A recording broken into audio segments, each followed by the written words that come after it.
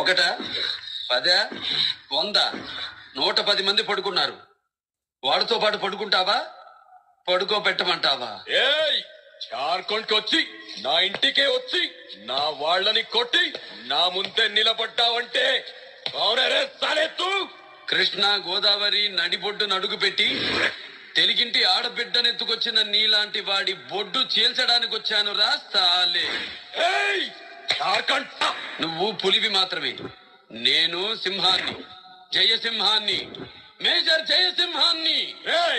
గొడ్డు మాంసం తిన్న ఒళ్ళు రాయిది, గొడ్డు కారం తిన్న బ్లడ్ రాయిది. వాడి సంగతి నేను చూస్తా. దీన్ని పైకి తీసుకెళ్ళండి. ఒంటి మీద వెంట్రుకలున్న మగాడెవడైనా ఉంటే ఈ లక్ష్మణ రేఖని దాటొచ్చి ఈ పిల్లని తీసుకెళ్ళండి రా. నేను యాక్షన్ లో ఉండగా రియాక్షన్ ఉండకూడదు.